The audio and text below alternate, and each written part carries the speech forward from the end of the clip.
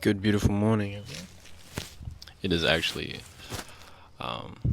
like 3 o'clock right now. Just getting some sun, and we are going to be going to the. Well, so weird. We're going to be going to the gene technology bill process in Wellington, and I felt like maybe I should vlog it and document what I'm going through with that.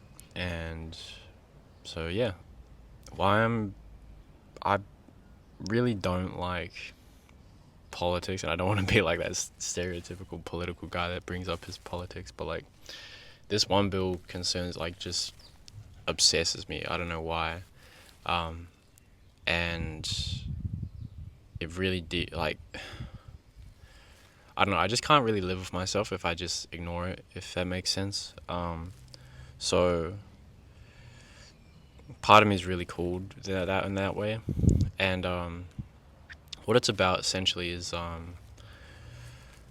I say it blatantly? These bureaucrats that have titles, but ignore opposing facts that they don't like. They are essentially going to they're going to force the mRNA technology, and that can change your DNA and your genetic structure and change what proteins your body creates or doesn't create. This bill mainly is passed through under the guise of climate change, and how they're tackling that is with this CRISPR technology, or this technology that changes the genetic structure of an animal, so cows. And the big idea is just that the cows are fighting too much, and that's why we're having floods and shit. And so, literally, I kid you not, and so they're trying to put through a bill that will not only put this stuff in the food supply and what we eat, but also not notify it because it's quote unquote low risk, but it's still and it's still in there, and it's put in there to silence the genes that make cows fart. Insane. Or produce carbon. Or there's so many holes in that argument. There's just so many holes in the bill. There's so many holes in the climate debate thing. And I'm not saying weather scenarios aren't real. I think I just have a perspective that a lot of people have no clue, like, don't know. And that's serious and worth considering. And so yes, stick around for what I actually think on the end of the video. Yeah, it's a 12-hour trip. I've never had a bus ride for 12 hours. Thankfully, we have a gold luxury seat, so it's only like 20 extra bucks, and she gave me a discount because I didn't have the money. And I don't even have a way back up. And so yeah, I'm just gonna follow this covenant and see what's there, and talk to some people and get some information and just share what's going on. Get some photos with some people, and yeah, hopefully it's a good day. So we go in tonight, we leave here tonight, and we get there in the morning. So the night ride will be on the bus, and that's pretty much it. So come along. I'll try out some nice music and all of that shit, but it's a pretty serious subject.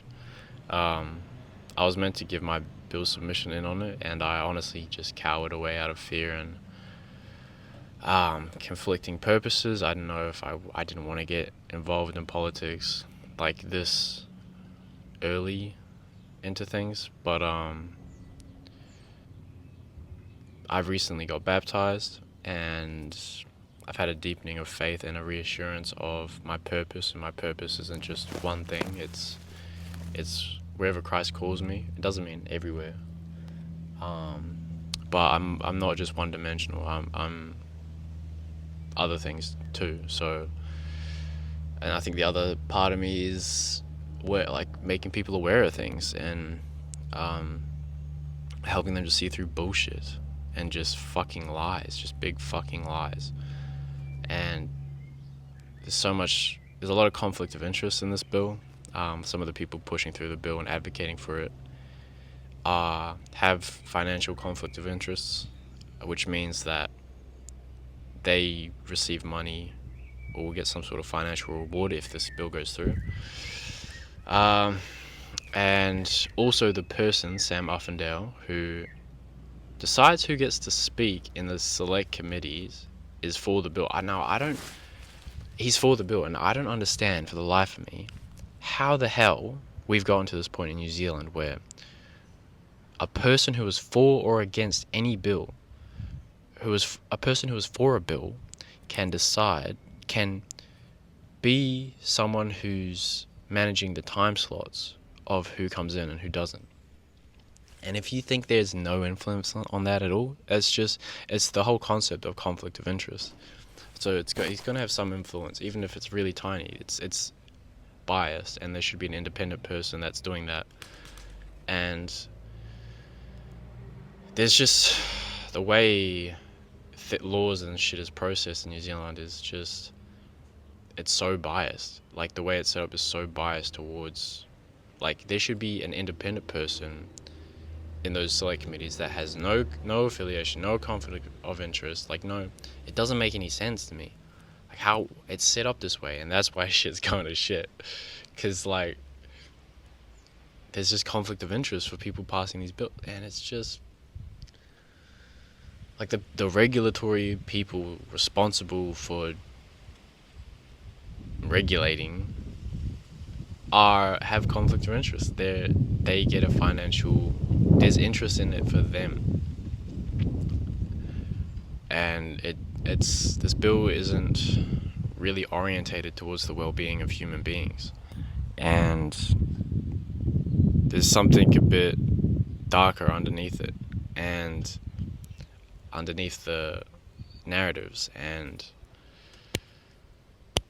yeah, so the methane, I mean, that just doesn't there's no way that cows farting fucking, like, it just doesn't make any sense at all. Like, it kinda, but kinda not really when you think it through. You're like, how does a fart fucking make that ginormous motherfucking cloud over there and come and just, like, nuke the whole of one region, like, with floods and shit? Like, it doesn't make any sense, and it hasn't made, and we haven't had these issues for ages.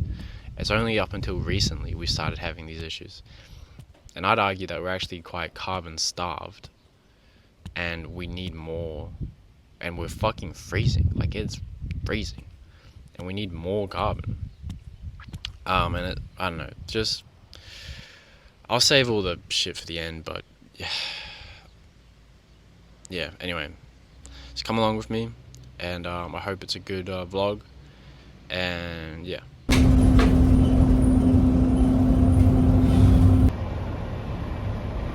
One of the things to think about is, like, how did the New Zealand system become so bad and corrupted? Like, it was good, like, after post-World War, it was good, and then just went downhill, eh? When did it go bad? When did it go south? It went bad incrementally, slowly.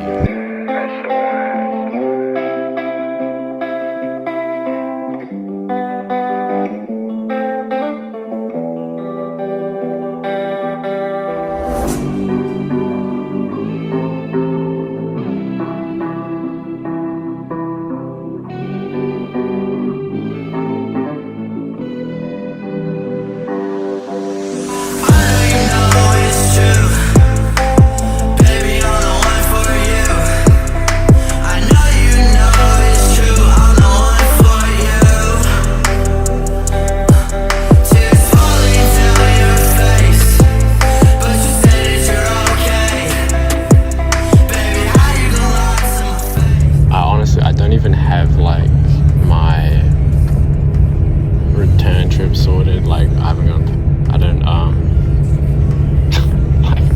just sort of got on the bus and was just like, we're going. So I haven't even thought through the return and everything, so, because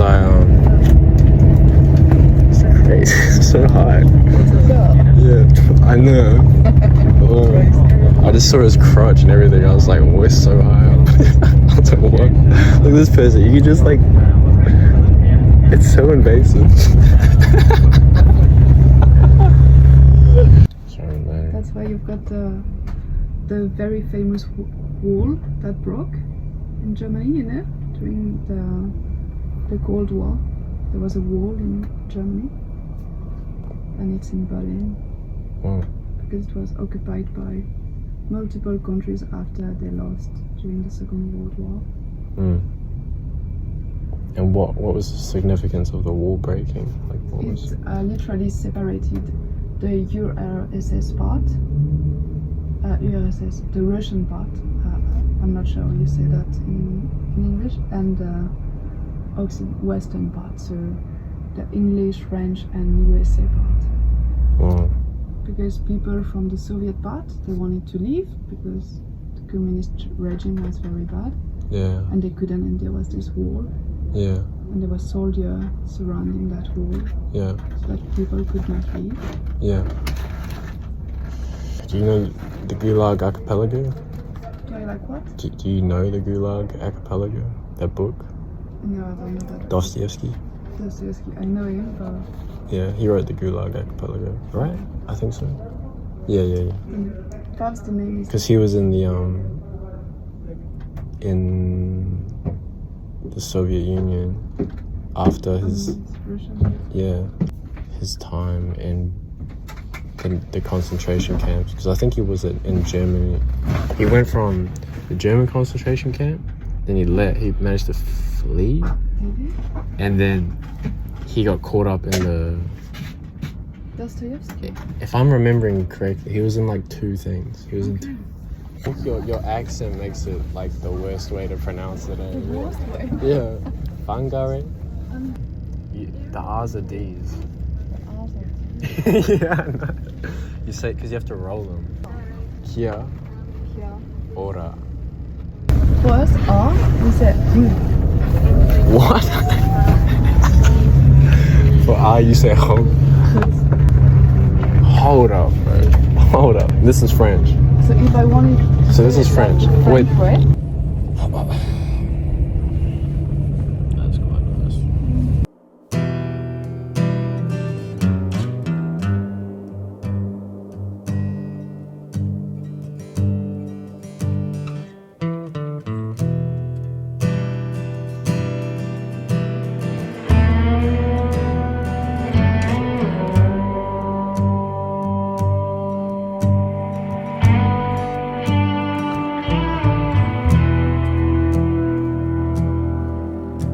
It'll be fine by dusk, but I'm telling you, baby,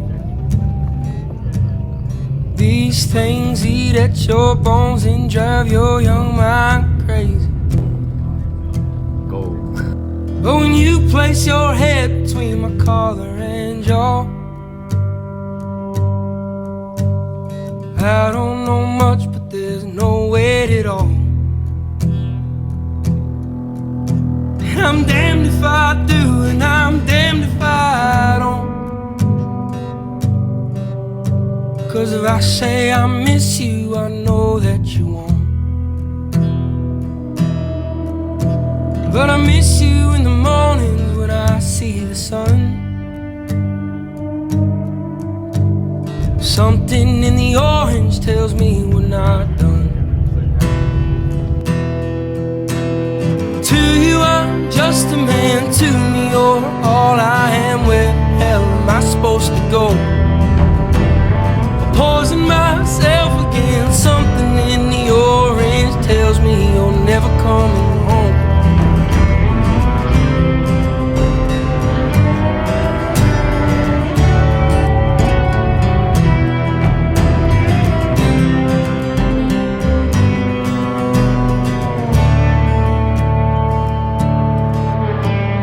Need to hear you say you've been waiting all night.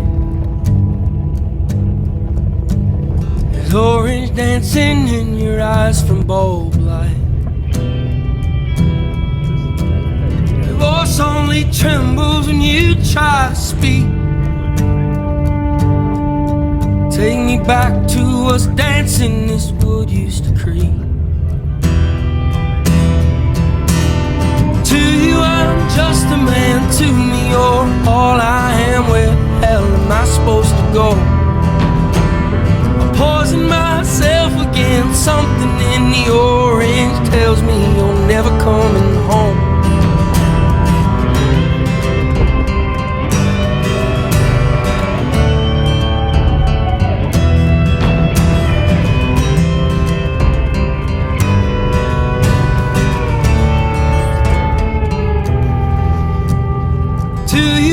Just a man, to me you're all I am. Where the hell am I supposed to go? I'll poison myself again. Something in the orange tells me you're never coming home.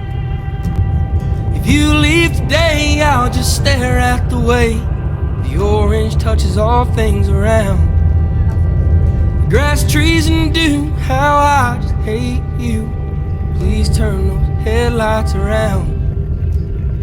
Please turn those headlights around.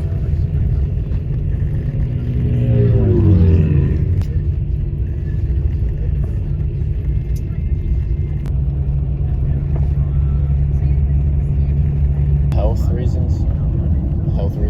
There was like pretty bad.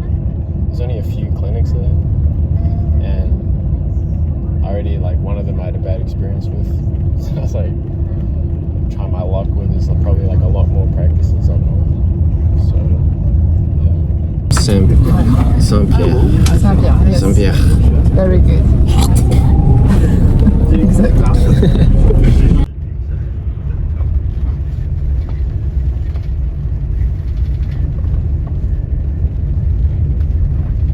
We're passing by a lot of farmhouses, and it's just got me thinking about like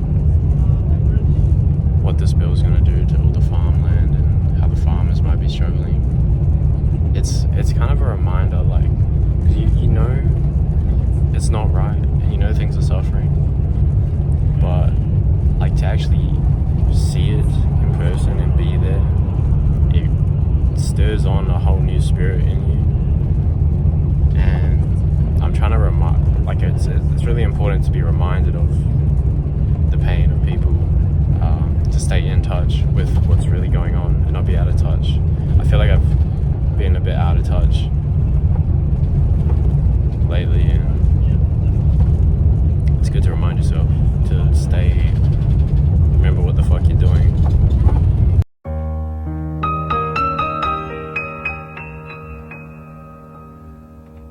Ne me quitte pas, il faut oublier tout. Peut s'oublier qui s'enfuit déjà, oublier le temps des malentendus et le temps perdu à savoir comment, oublier ces heures qui tuaient parfois à coups de pourquoi le cœur du bonheur. Ne me quitte pas, ne me quitte pas, ne me quitte pas, ne me quitte pas. Moi, je t'offrirai. Just arrived in a pretty good weather, and the sunrise was pretty cool. Really nice looking. Je creuserai la terre jusqu'après ma mort pour couvrir ton corps d'or et de lumière. Je ferai un domaine où l'amour sera roi, où l'amour... So I'm at this cafe, right? And they give sticks of butter with their scones. It's quite nice. I'm honestly quite nervous about today, because I've never really... I hate fucking politics, bro. There's just a lot of a lot of bad energy, if that makes sense. And I can just kind of feel it, see it everywhere. But you know, I met this really cool woman on the bus.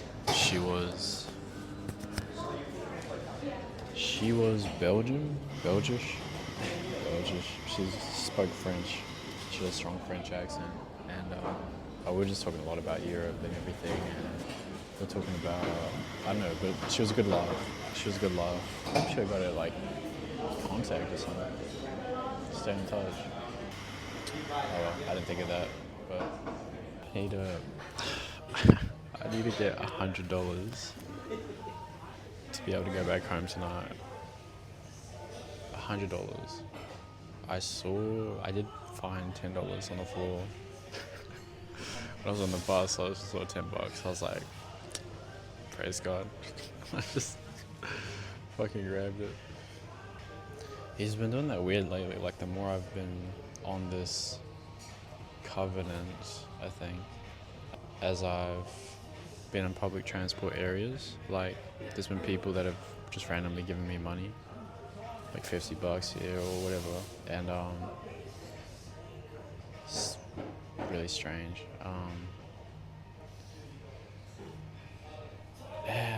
I don't know if they feel bad for me because I'm in a wheelchair, but I ain't blaming them, bro.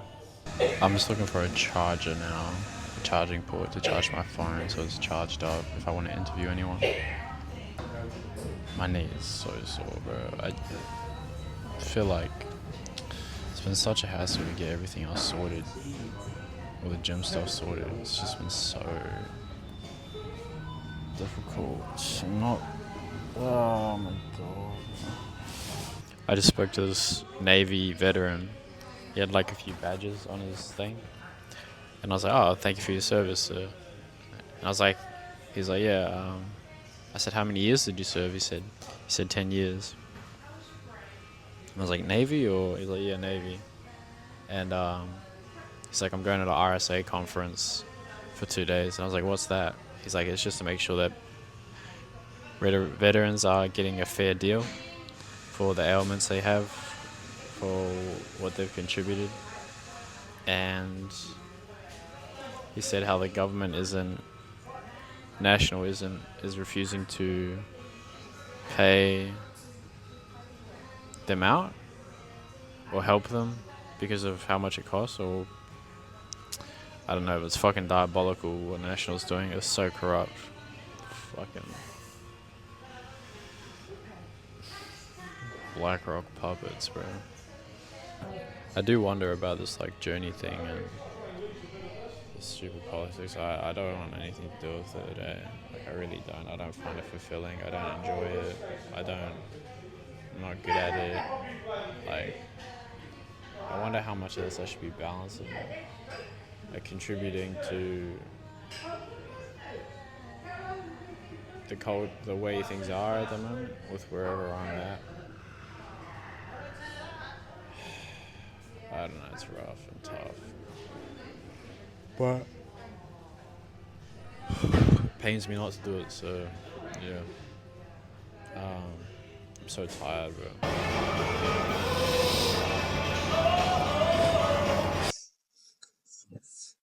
Nobody knows what the fuck's happening here with this. Like, this is such a deep issue. Only few understand it. Some have lied on it.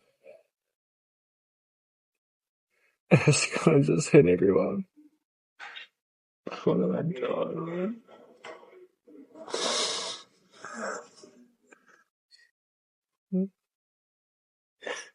God called me to speak on this.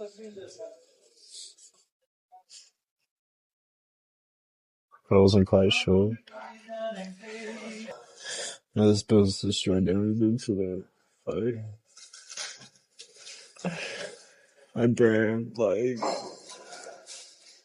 because I knew how this bill would impact my family. And I lashed out. I just destroyed my family. Nobody knows what this bill's gonna do. No one knows how bad it is. I don't know why it is.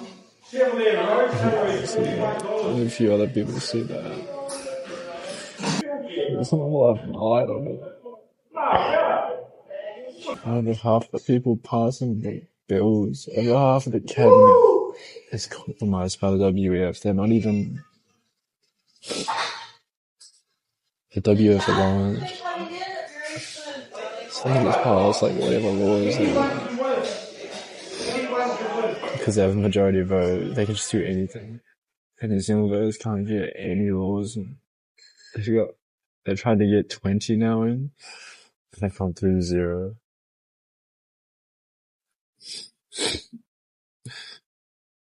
I was called by God to speak on this because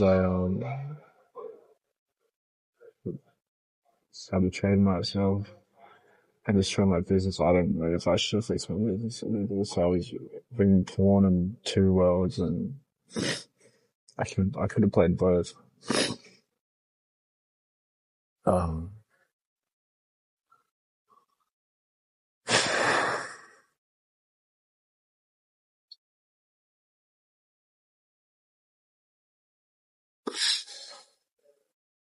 It's just so bad.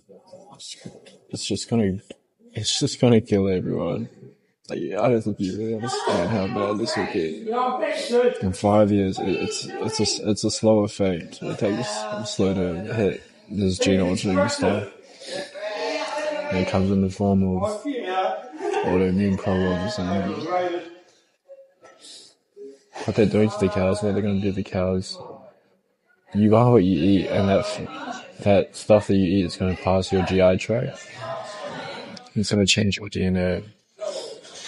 And you're an idiot if you think it's not gonna affect you at all. And you're an idiot if you think that they have their best interest at heart. They really don't. It's clear as day the way that they present this bill. It's so anti-human. It's so anti-human. I'm just sorry, because I feel like there's blood on my hands. Because I didn't speak up properly, and I missed certain things to say.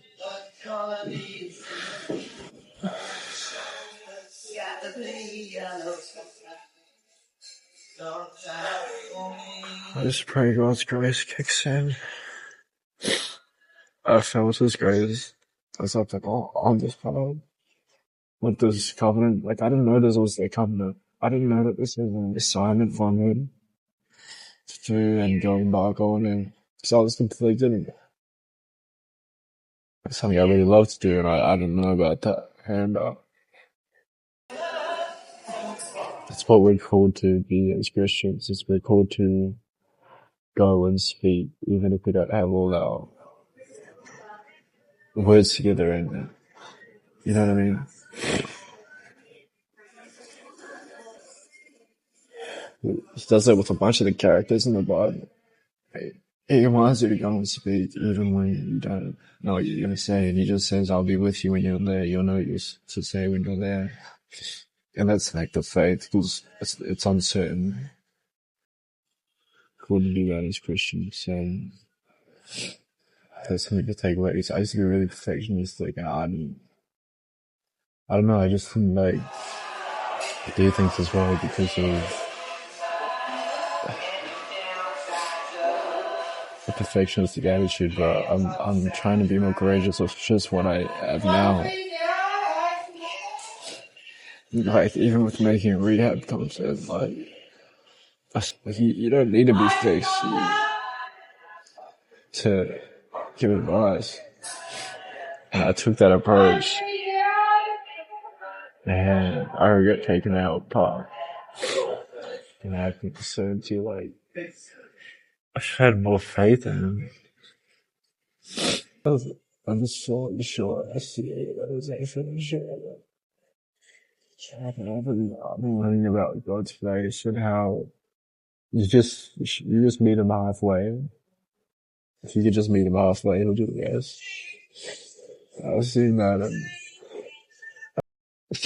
I don't know, I'm just trying to roll with the punches.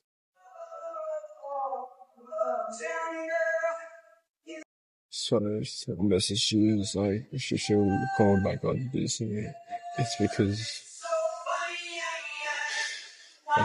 you've been not doing it. And it might experience that you need courage. Without courage, there's no other virtues like truth. You need courage. You need to practice courage. Now, and we need, you need a bold courage to get through this. You need a bold courage. The people who speak the truth boldly. Some may want to save this country at this point. Because I was very close. I'm stuck here. I was gonna leave, but I can't leave now. So I sort of want to start like an agricultural thing to promote farmers that will be trying to stay as organic as possible to stop this medication getting into us. It's gonna be called true agriculture.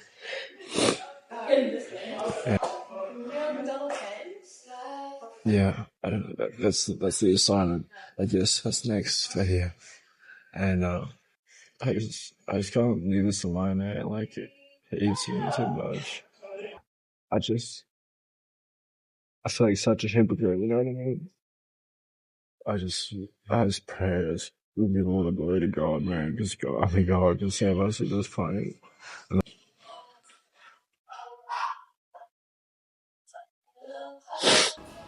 We still got 20. We're about an hour still before it starts. So I'm just gonna chill here until then. Alright, we're pulling up. Building's just over there. I don't like being this fucking out in front there.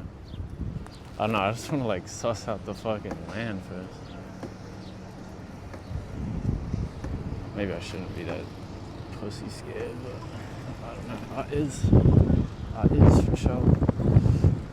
You know, I hear that they have like snipers, not snipers, but like big people with like really zoomed in cameras up in the windows. And I had a mad dream about this. I don't know. Kind of, sort of. It's quite nice. I hear speakers up to the right. Yeah, I see it. I see a lot of propaganda. Lord Jesus.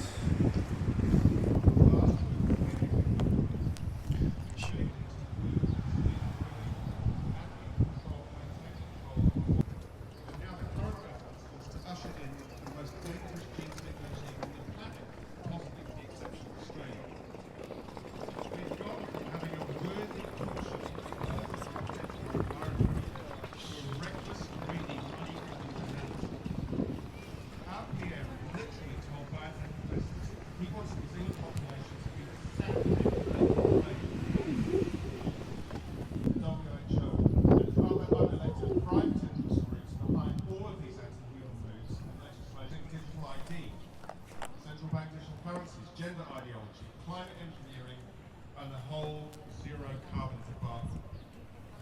But already many millions of dollars are already invested in mRNA production here in this country.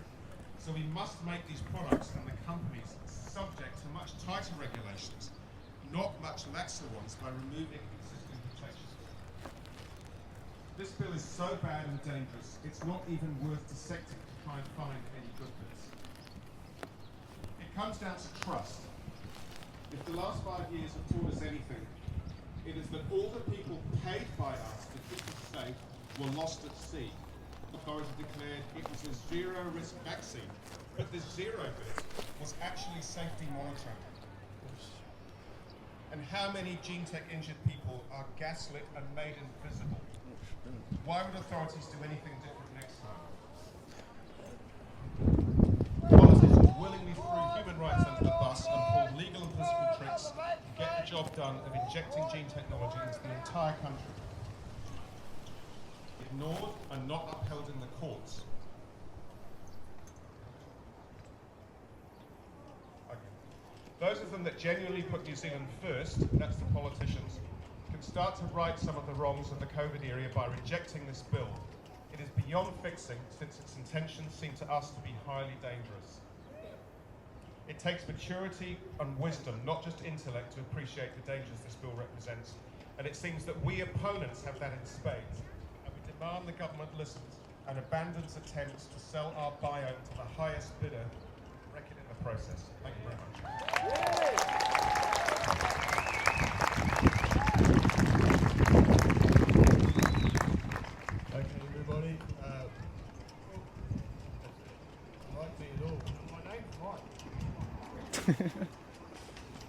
Might try to get a bit closer in. This is like Mike Failures right now. See if I can get a bit of angle. Thanks. Cheers, bud. Having microphone failures. I wonder if that's from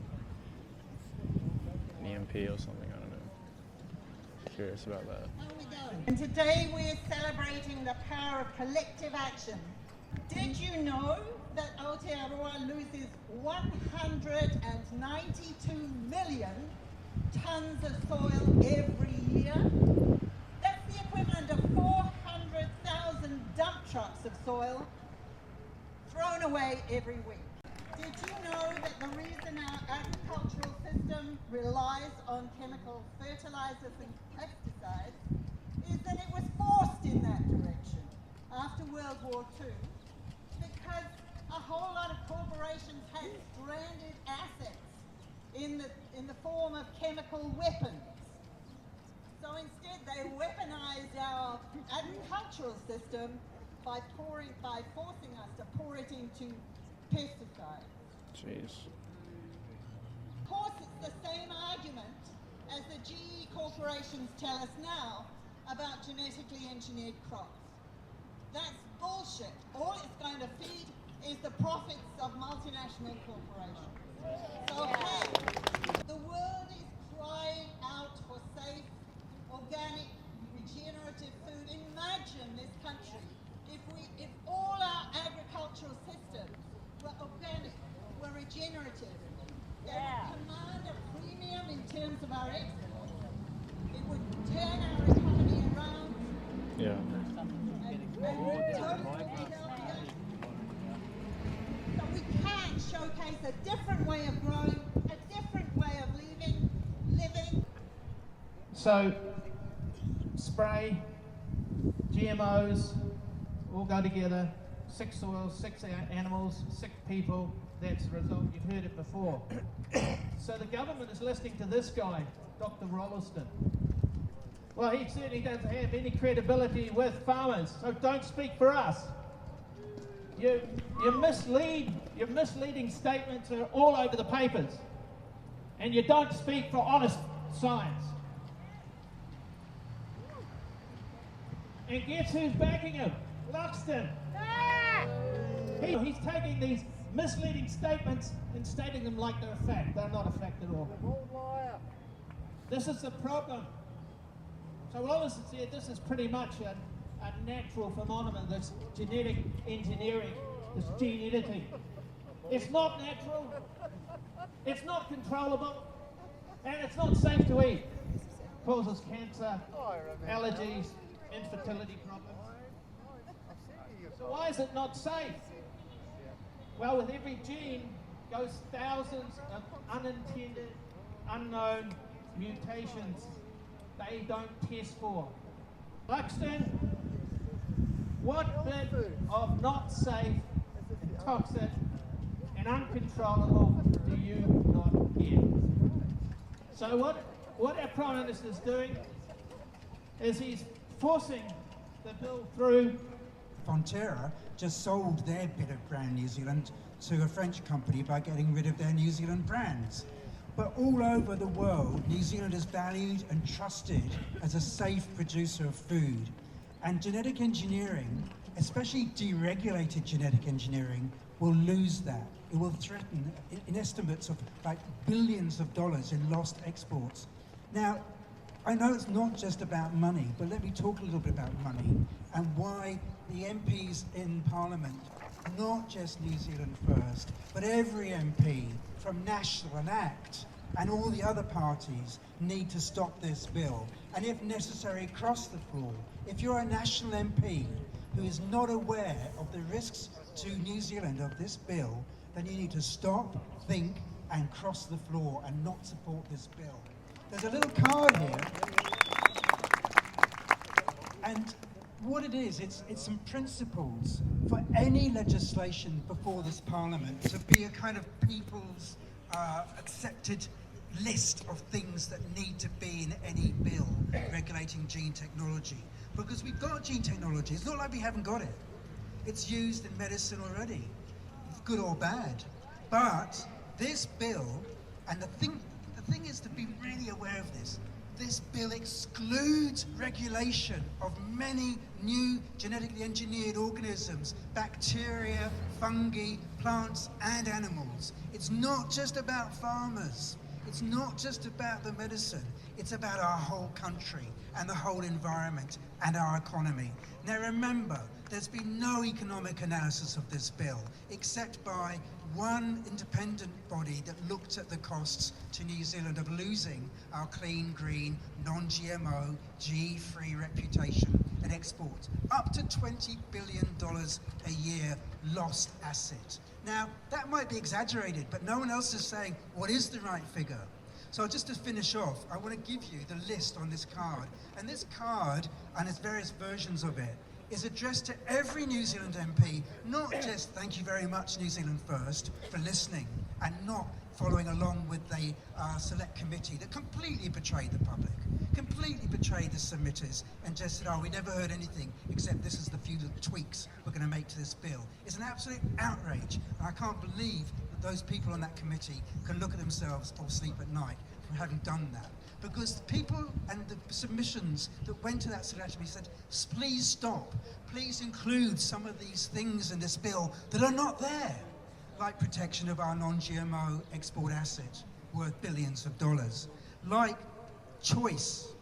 They are taking away regulation of organisms that will not be labelled unless good old Woolworths and good old Pam's and good old New World and Zespri and Fonterra label it voluntarily, because the government is saying you don't have to label it, you don't have to test it. The companies will be in charge of saying these products are safe because they've been assumed safe, completely unscientifically. Some of these organisms don't even exist and they're assumed safe. You've got to allow people the choice to say no. You've got to allow farmers to keep GM free. You've got to allow precaution. The precautionary principle is the guardian of nature and of human health, and they've removed it from this bill. There is no precautionary principle. The regulator needs a backstop. The regulator needs guardrails to say, look, this is very dangerous for nature, or this is very dangerous for humanity, and I'm not going to approve this product. They haven't got that power. That power's been taken away. We've got to have ethics. I'm here to talk about Brand New Zealand, but the animals in line for extreme use in genetic engineering experiments, as we've already seen, will continue and expand unless we stop it. We've got to have control in New Zealand, not approve products from overseas and they've been rubber stamped there, you're going to have them here. We've got to have sovereignty, we've got to protect New Zealand's unique identity, we've got to protect Brand New Zealand.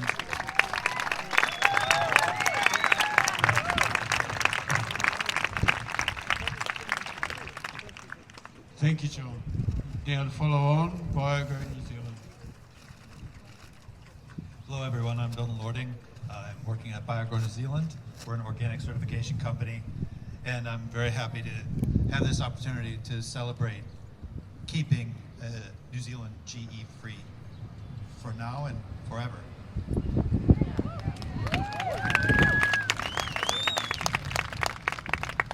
I want to follow on from what John has shared with us today. We all have a right to choose what we eat, how we grow our food, and where we live. This bill takes away my right and your right to know what's in your food. It's basic human right.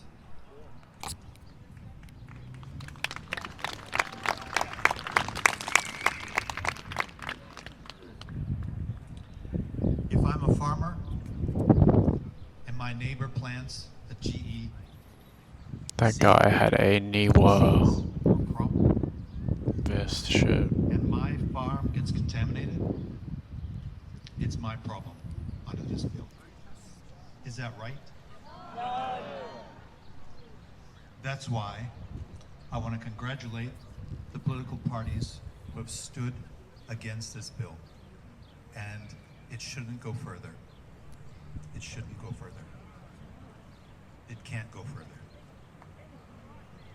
So this isn't just about organic. It's not just about regenerative.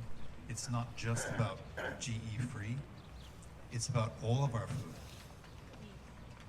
This is a choice that will change not only our lives, but the lives of our children and all of the people to come here in New Zealand. We can't have that happen. Let's not have that happen.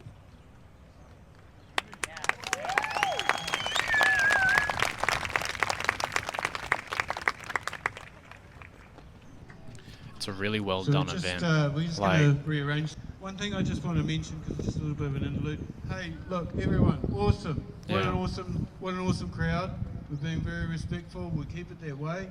And remember that we're here to thank everybody from a political party. One thing I just want to interject that John actually came across when he went through the regulations and what's come out now is the gene tech regulator. He cannot be sacked by a sitting MP. Now that's quite frightening. Today, what is happening in New Zealand.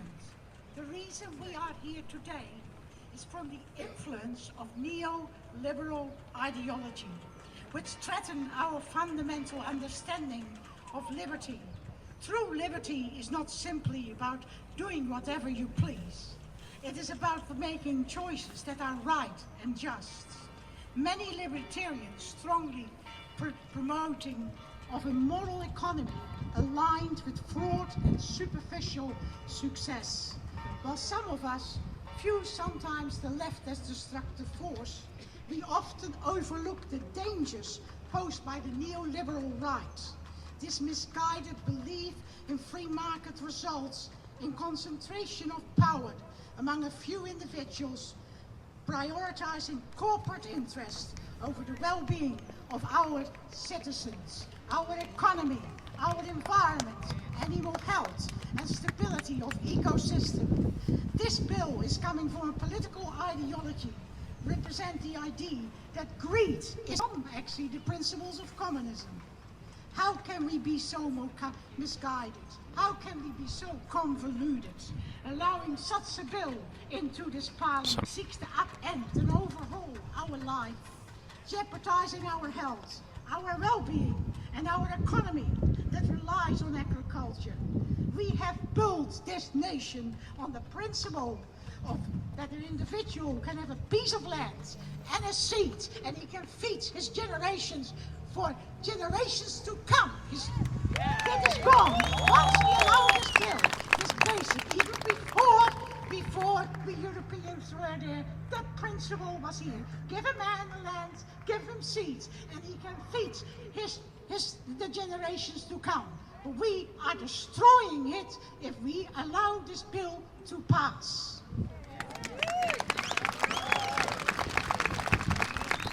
Instead, we're going to disrupt the natural order established by God and nature, with the extent that every tree should bear fruit according to the seeds that it contains. I really hope that in the next election we may have a real push and the next government's against glyphosate, because glyphosate is the key to GMO crop. If we can outlaw glyphosate and diminish glyphosate, GMO crops are dead in the water.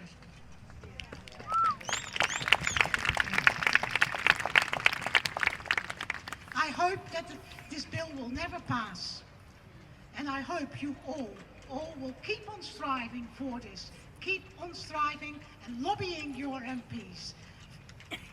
We must never forget the nuclear aids we stood against was contained. I myself grew up 40 kilometers away with my Dutch accent from a nuclear station. It's contained, and it is in large facilities. But GMO can be done in a small lab, and it's not contained. And it affects every day of your life, your children and future generation. Where are the people in New Zealand that stood up against the nuclear-free New Zealand? Where are they today? Because the media doesn't cover it, and it aren't very woke. Just that's why we forget about it. We follow a neo-liberal future in this. We must stand against this. Please keep on lobbying. Thank you for listening to me today.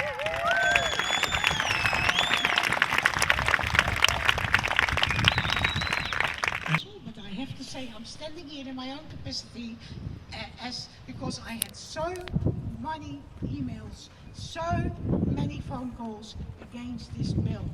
And I'm standing here as a lobbyist. I always was against it. Even when I was actually a candidate for the Christian Harris Party, I spoke against it, and I will speak against it again.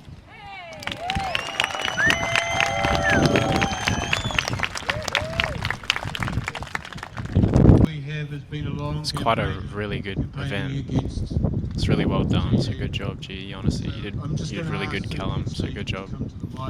It's really well done.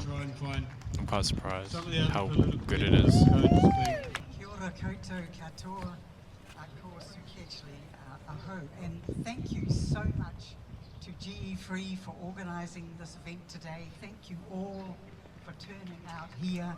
Thank you to those political parties, the Green Party, the Labour Party, particularly to New Zealand First for standing up within that coalition, and to Party Māori. Thank you for standing up against yet another attempt to fast-track GE in New Zealand. And I have an incredible sense of deja vu, standing here in Parliament in a protest against yet another, as I say, attempt to fast-track GE, because for 25 years ago, there was an enormous campaign, which I'm sure many of you joined in or participated in, to stop the attempt to fast-track GE then. And had we not stopped it, we would have genetically engineered ryegrass growing all over New Zealand and clean green land. But anyway, one thing that, looking back 25 years, gives us the opportunity to run through some of the predictions and the arguments the pro-GE, the proponents raised or argued in favour of GE. So let me go through them. These are proponents like the Life Sciences Organisation, which sort of led the campaign to fast-track GE. They predicted, they said, if New Zealand doesn't embrace genetic engineering, our agriculture will become globally uncompetitive. We will be left behind, we will go backwards, we will become an agricultural backwater and lose our market share. Did that happen? No. Over the past 20 years, in fact, it's been exactly the opposite. It's been a huge competitive advantage for our farmers. They have been able to target the high-value, GE-free organic markets around the world, and our agriculture has gone from strength to strength without GE. Then they told us, then they said, well, GE, they said these miraculous things were going to happen if we only would embrace GE. It was going to solve world hunger. It was going to produce drought and weed-resistant plants. It was going to produce higher crop yields, reduce pesticide use. And do you remember that GE rice that was going to solve blindness? Whatever happened to that? Have any of those promises come to pass? No, all of them have turned out to be false. The planting of GMO crops overseas has led to a dramatic increase in the use of pesticides, herbicides like Roundup, the emergence of super weeds and super pests. GE crops have not produced higher yields than conventional crops, but they've resulted in widespread weed and pest resistance and widespread contamination of neighbouring farms. Now they tell us, 25 years later, that GM contamination is inevitable, that it cannot be stopped, because it's impossible to keep seeds segregated or crops segregated for any length of time, or to stop GE organisms from escaping from one paddock into another. And now they tell us, at the time they told us, there would be no problem whatsoever with keeping them segregated. GE contamination, as many have pointed out even today, it would be a disaster for organic farmers, but also conventional farmers. It would end organic status, threaten the viability of many of our premium markets which demand GMO-free products. Yet in this fast-track bill, there is no proposal for segregating GE crops in the environment or even in the supply chain. And no legal liability of crop contamination results in the rejection of food crops in export markets, or even a serious environmental disaster. So I think one thing we need to be absolutely abundantly clear, and that is that consumers do not want genetically engineered food. There is no market for GE food. We don't want to eat potatoes with an African clawed toad gene in them, or a cauliflower mosaic virus, or, as so many of them have, an antibiotic marker gene in them. We don't want to eat potatoes that are controlled by Monsanto. And in fact, the only way that consumers can be forced to eat GE food is if it's sneaked unlabeled into the food chain. Because all the growers know, or all the farmers, all the politicians know, that if GE foods were labelled, no one would buy them. They would be a complete failure. So thank you so much. 25 years later, look, we've staved it. It was about to all happen. Monsanto was all ready to plant GE ryegrass 25 years ago. Because of the huge protests all over New Zealand, we stopped it, and we can stop it again. Thank you so much.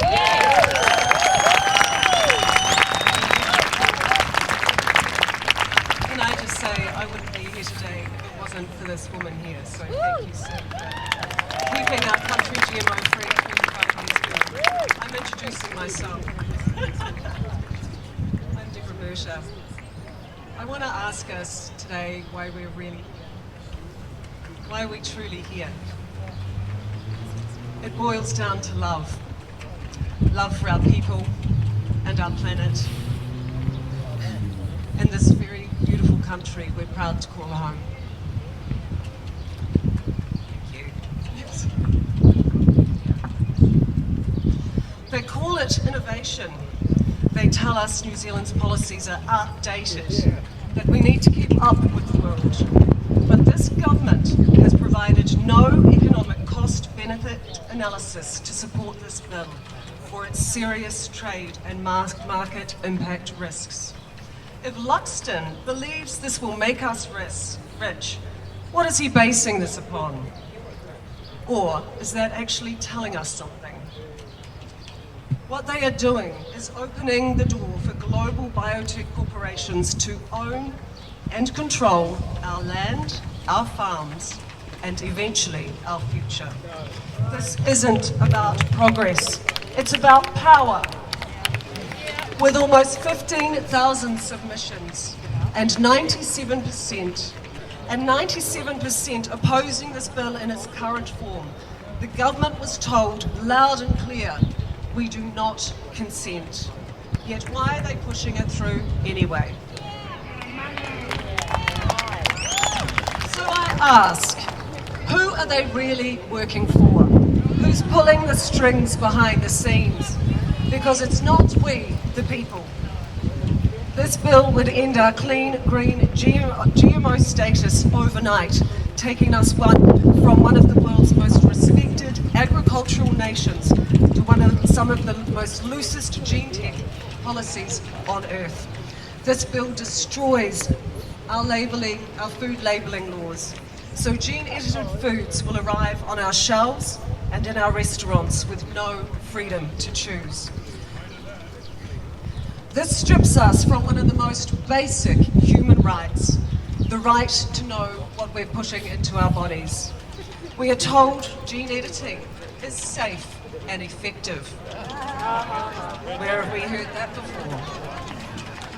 Yet in the so-called hornless cattle experiment, scientists thought that made a single change.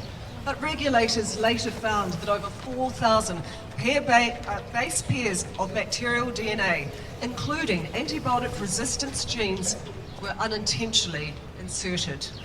This is not precision. It's gambling with nature.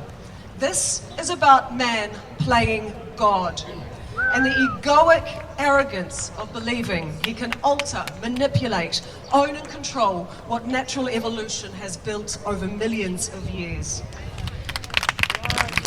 And this history has taught us that nature always wins. We already have superbugs and super weeds because man cannot outsmart evolution. And now they want to edit the code of life itself. 25 years ago, I founded the Queenstown chapter of MADGE, Mothers Against Genetic Engineering. Back then, we fought alongside Green MPs like Sue Kedgley here to keep New Zealand GMO free, to protect our labelling laws and give parents the right to choose what goes into their children's bodies. We did it then and we can do it again, because this time the stakes are even higher. The push for gene-edited crops and animals, and even humans, is coming from the same global forces behind the World Economic Forum, the Gates Foundation, and multinational food giants that already control more than 80% of the world's seed market. They call it sustainability, but it's corporate capture of governments, of farmers, and of life itself. Once a gene is patented, whoever owns that patent owns the life form. That means a handful of corporations could own the genetic code of our food supply and charge farmers every season for the right to grow it. I could stand here today as a metabolic health expert of 30 years who studied every move of big food, big ag, and big pharma over that time. And I could tell you how ultra-processed, pesticide-ridden GMO foods are destroying human health and are driving the epidemic of metabolic disease and are contributing to mental health illness. But today, I stand here as a mother and as a grandmother, out of love. Yeah. And for our generations to come. I believe in the intelligence of the New Zealand people. We are not anti-science. We are pro-truth, pro-safety, and pro-sovereignty. New Zealand's clean green image isn't marketing, it's our identity. It's the heartbeat of our exports, our tourism, and our pride. To lose that for corporate profits would be unforgivable. So I ask you, will we let unelected global entities dictate what we grow, what we eat, and how we live? No! Or will we stand together as kaitiaki, as protectors of our land, our people, and our children's future? There comes a time in life where we have a sliding doors moment, and this is our time. This is our time to raise our swords from love to protect what we value most. This is that moment. So I encourage each of you to stand with us by writing to your MPs and asking them to vote against this bill. Together, let's stand in truth, in love, and in courage, and tell Parliament loud and clear, we do not consent.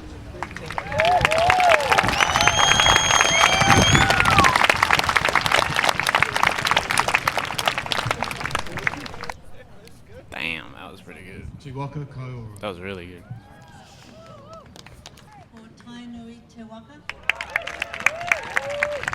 The following year, I will have been a farmer for 50 years. Our mokopuna. So we're sitting here today on top of Papatūānuku.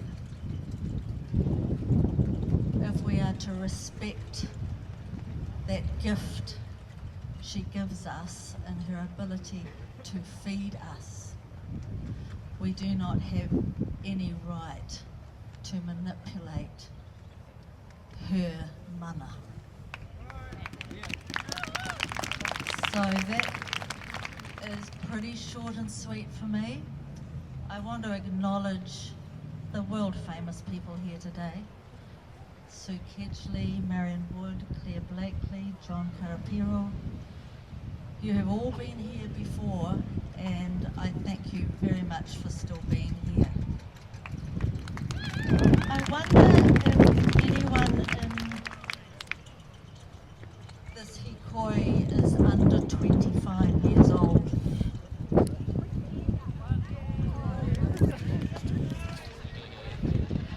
Two handsome nephews.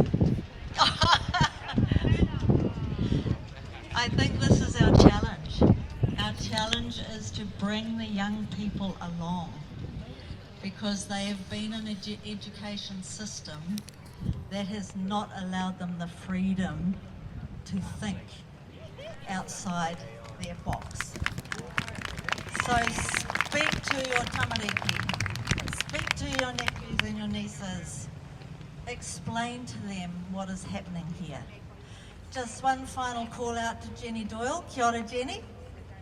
Grew vegetables on our farm, I don't know how many years ago, but we still have a paddock named after you. Kia ora.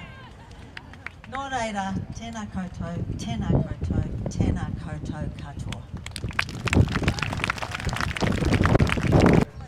I worked very heavily with Claire Blakely, around the GE field trials over the years. So we would go over to the EPA, to the hearings, to try and stop the field trials because they were likely to be done in very crude, slack ways, and there were risks to the environment of New Zealand. And invariably, the EPA would give them the tick. It was just a rubber stamper going through a charade of those trial applications. So we did a lot of detective work to work out where these so-called secret field trials were, and we were really successful. A bit of intuition, a lot of getting around on our, walking around and looking for them and the likes. But the GE Animals one, we were actually invited in to inspect there. The GE pine trees at Rotorua were a little less secret.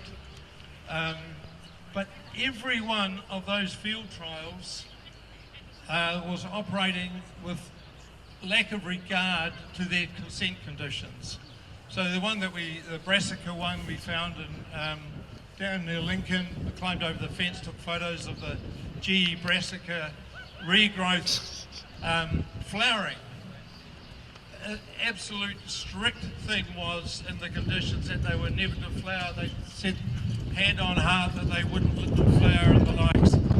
Those same scientists that have given disregard, whether it's the GE pine trees, the genetically engineered animals, which is super cruel what they did there, and then the GE brassica trials, they are the ones that have been promoting this, getting into the depths of the Royal Society and coming in here doing so-called science information evenings to the MPs, hoodwinking them, not telling them the truth. And so what I'm saying here basically is that every single time that they had a consent condition to do a field trial, they broke their consent conditions. They cannot be trusted.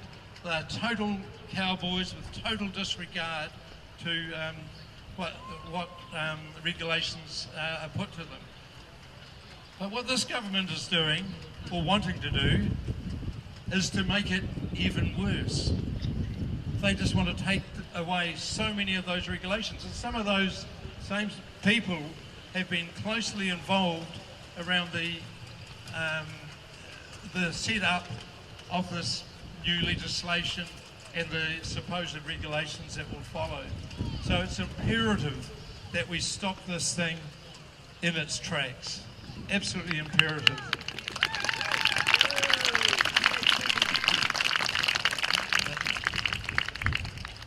We did so much other work, and I have to say that, I don't know if the mic's still going there. Yep. You should if you haven't already looked at Claire's very good work on the GE animal field trials, you'll get it through GE Free's website. It's a very, very good read. This is doing, following through it once again on the ferry, and it just shows you to what level of inhumanity that they're prepared to go to get their way. And Sue Kedgley mentioned before about Life Sciences Network, which was effectively one person, Bill Rolleston, and he actually had vested interest in those GE animal trials. He and his brother, if that worked, they were going to be the sole distributors of the compounds that they would make from torturing those genetically engineered goats and other things. Thankfully that has come to a stop, and they were failed at great expense to all of us. Cause, let's not forget that. And I want to give tribute to the Green Party. The guy just spoke because they started this 25 years ago when I was around. The first time I took action was at some music festival in Auckland, and I got called a conspiracy theorist. Well, that was cute, because I've never heard of the term 25 years ago. And if that man knew his Latin, he would know that the word conspiro means to breathe together. What the fuck do you think is happening? You know, and my organisation used to be called Rage Against Genetic Engineering. I want to hear some rage! Good, good. I want to hear some heart! I want to hear some harkers, even if you're not into the treaty! We have to work together. We have to realise there's unity and diversity here. And that's my main message, I think. I've also seen over 25 years a lot of hokum from all the political parties, to be honest. They've all been a bit disingenuous, all of them. They've tried hard occasionally, but we have to push. Just like you have to push for the medical system here now, the education system, you have to push for this. You just have to. We cannot be passive. We cannot follow America, Australia, Canada, or any other stupid minority country that is allowing this to happen. We have to have sovereignty. Sovereignty. If you don't get that, you don't get anything. I'm sorry to sound stroppy, but I believe in being stroppy. I am Ngāti Arahi. I'm Irish. I compare what's going on in Ireland and this country. And no one's perfect on this. No one. But we have been bloody good. We've had a victory. Don't let these so-and-sos take the victory away.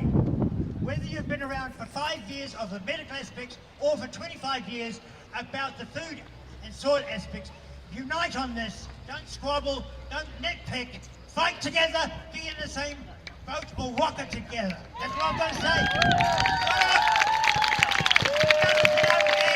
This is so ridiculous. They could have just changed the Has No Act.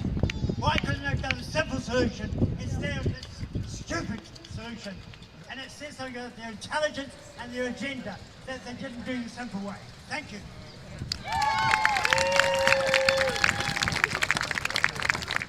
And now I'll just pass you on to another one of the together, which is Claire Bleakley. And I've just got to say one thing. As science goes, you're really buggered without the information. Claire's done just an amazing amount of work doing all of these official information requests, which takes such a long time to get. We would not know what we know without Claire.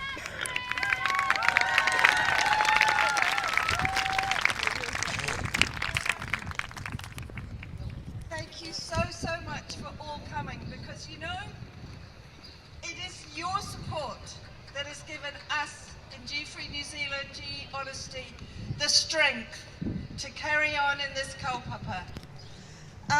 So thank you for all of your work, because one person on their own is what I say is we are a patchwork quilt. And each one of us is a different colour, and when we sew ourselves together, we make the most beautiful patterns. So just think of us as all slightly different, but all on the same kaupapa. So I'm here to say we need to keep New Zealand GE free, and we'd like to thank the parties who have opposed this horrific bill.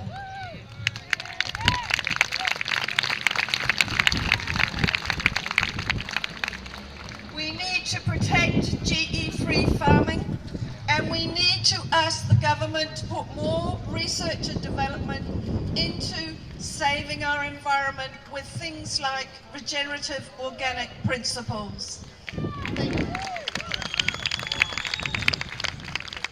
We also need to protect our seeds, because once they're contaminated, we will lose our diversity, we will lose the heritage, the heirlooms, but also they're weak, and as Sue said, they are dependent upon pesticides.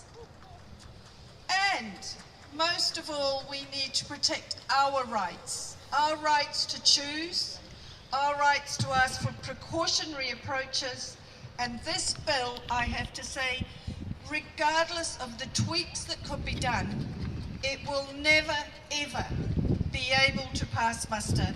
It is not safe. We have to ask the government to halt the bill, stop the bill, and throw it in the trash. Thank you. I've just heard that we may just have to wait a wee while, so just talk among yourselves. Apparently, Winston Peters and his caucus is going to come down and talk to us. So, keep going. I was going to say maybe we could get the bagpipes back and welcome him on. I wanted to mention it's not just here that people are gathering. In Whangarei, there's a gathering outside Dr. Shane Retty's office to support the Northern Kaupapa, where they've had as I mentioned in my talk earlier, a number of regions and councils, including Auckland and Northland, and I think Whangarei and Hastings, protective policies in their plans. And the reason why they have that is because even under the HASNO Act that people have mentioned, the Hazardous Substances and New Organisms Act, that could actually be the solution to the government's problem, to fix that and address the issues that have been raised by industry that's stopping work. Let me just be clear, the thing that's mostly stopping GMOs in New Zealand is the market, and that's why I talked about Brand New Zealand earlier. But way back, councils worked together to see what the HASNO Act did for ratepayers and for growers and farmers and exporters from their regions.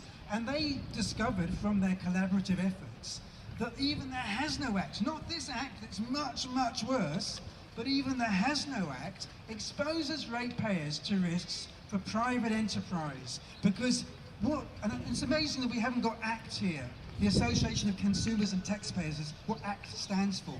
But they've been completely silent on the fact that not only are the consumer right to choose being taken away, because they're not going to label these new GE ingredients unless the shops and the producers and the supermarkets do.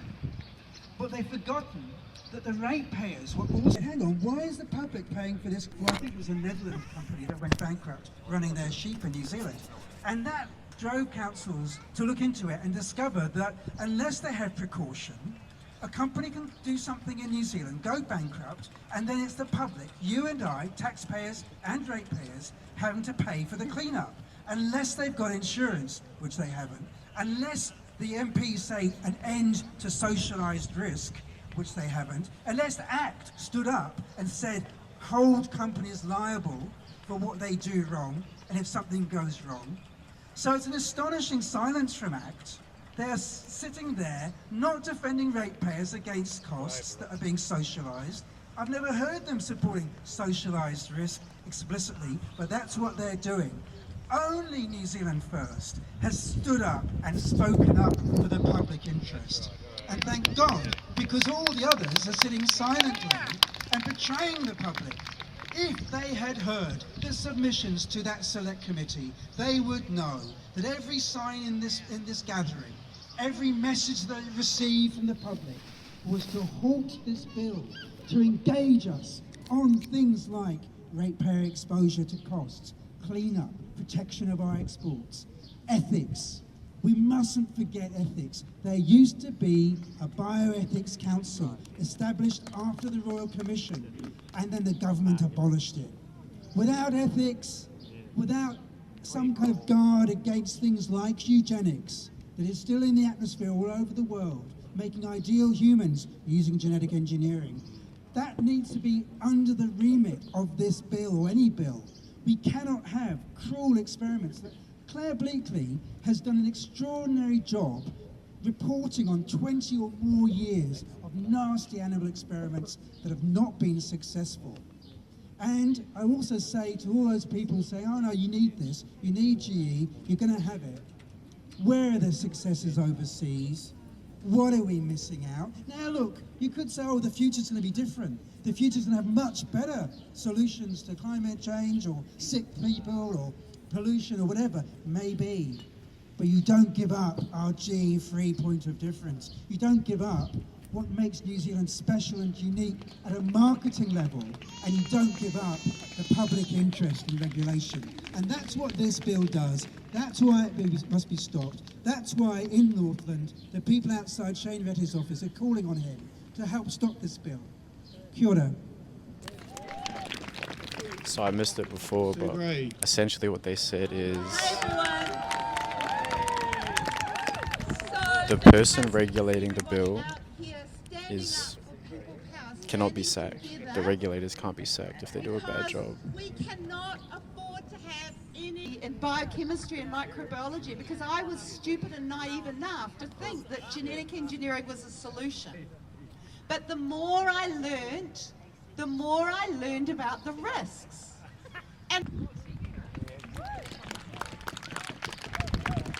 once you looked at the Human Genome Project, where they expected one gene had one effect. What they found was each gene had many effects.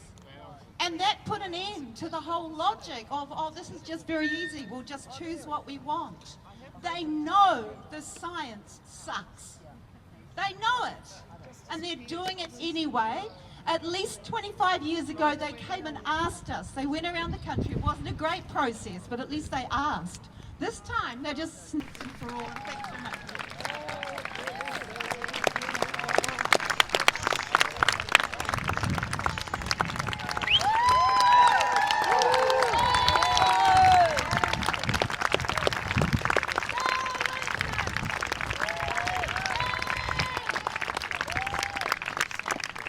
Okay, everybody, this man needs no introduction. This is the Honourable Winston Peters.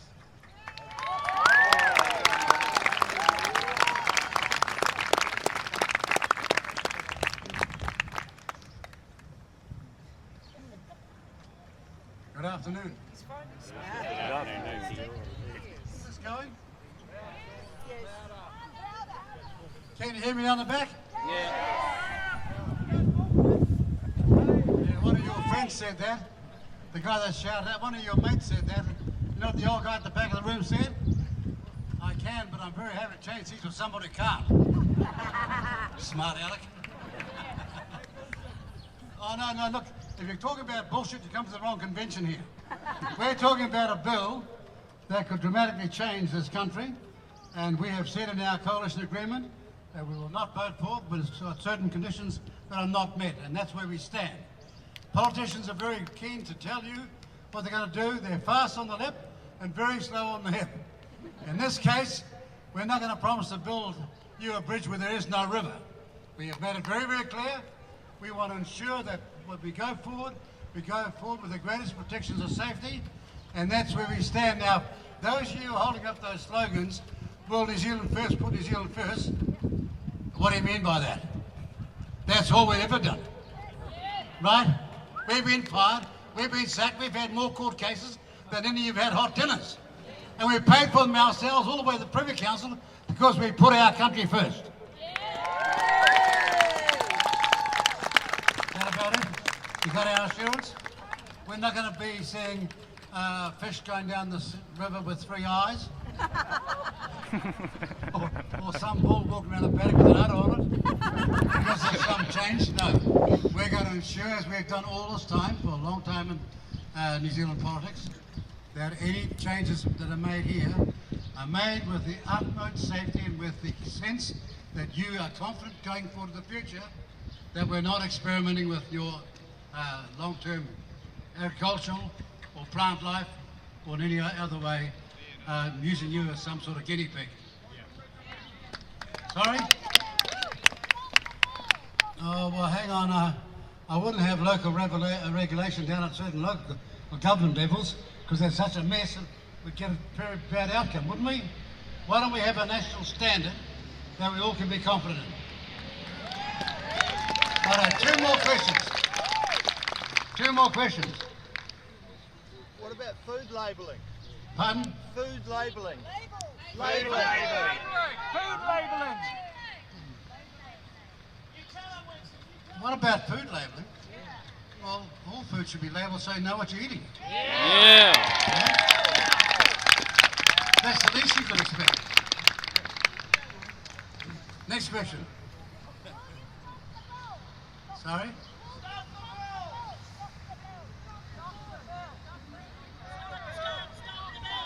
No, look, hang on a second. We don't go in for absolutism. What we've said is this bill's going nowhere unless we're satisfied and we're confident that it doesn't represent any danger to New Zealand going forward. Is that clear enough for you? I beg your pardon? One more time. Have you seen what we promised in the coalition agreement? Right. Well, we're going to stick to our word. Be assured of that. But what I won't do is come down here and give you an absolute answer when if we fix the bill up, it would be safe to go ahead. You see what I mean? Oh, so you're saying the bill can't be fixed up? National interest here. All right. Let me tell you, if the bill can't be fixed up, it won't be going ahead. I know you're confused, but you're talking New Zealand folk here, and we understand logic. One more question. National interest test. The national interest test. How about that? Oh, look, the national interest test, the national interest test can be distorted and perverted for anyone's cause. No, we want something far more scientifically measurable and fair than that. Completely GM. No fixing the bill. Get rid of it. All right, okay. Well, look, stand back and watch. You wait till the thing... I know what you're saying, but how are you going so far? You know, that sort of absolute statement by a person like that, I know what you want, but you're not going to win unless you understand that this takes some courage in politics. We're going to examine this thing as we've committed to do. And if it is unsafe, it will not be proceeding. Thank you.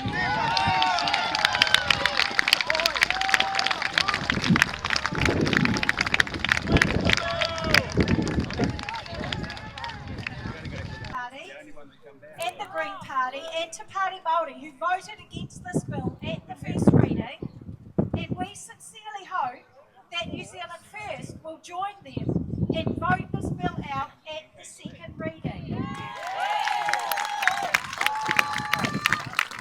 Thank you so much everybody for coming here today. We and our children and our children's children are grateful for the efforts that are going into opposing this egregious bill. Thank you everybody, have a good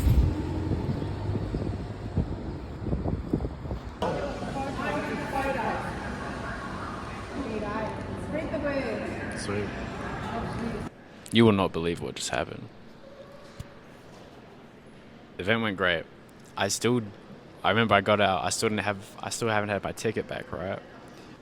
I met one of the guys from the protest, one of the speakers, and he just paid for my ticket, $113. I just saw him, I just told him, I don't have a way back. I'm supposed to go back tonight. And I was like, I don't have money. I just went on a bit of faith. And he was like, how much is your ticket? I'll pay for it. And it took a minute, but he just covered my ticket. How crazy is God, bro? That's crazy. And this is someone I like admire and respect too. He paid for my fucking ticket. It's just insane. Crazy.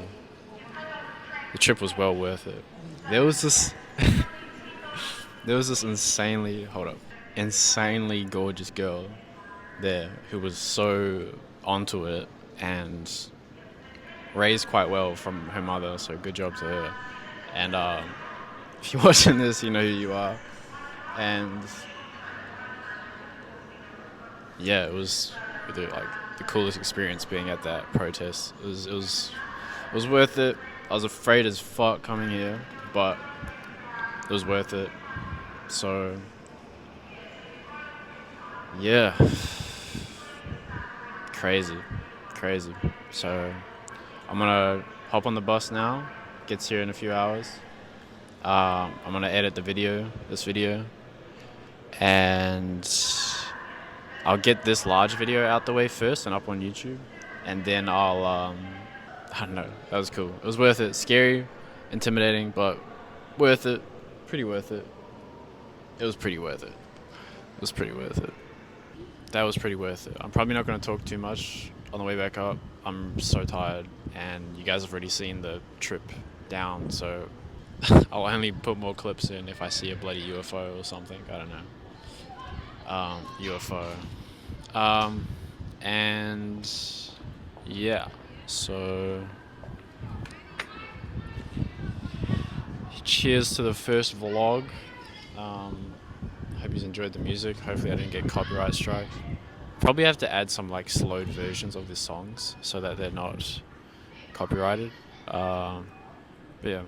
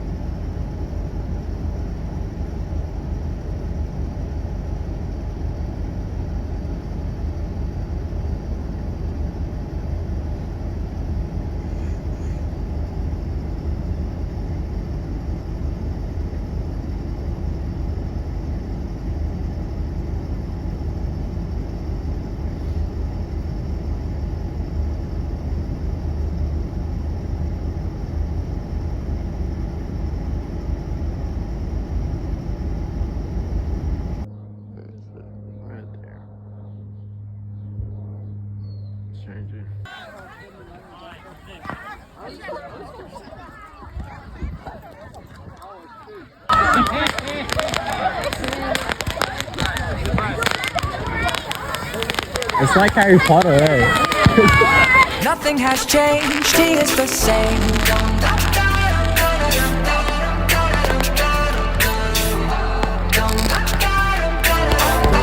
Nothing has changed, he is the same.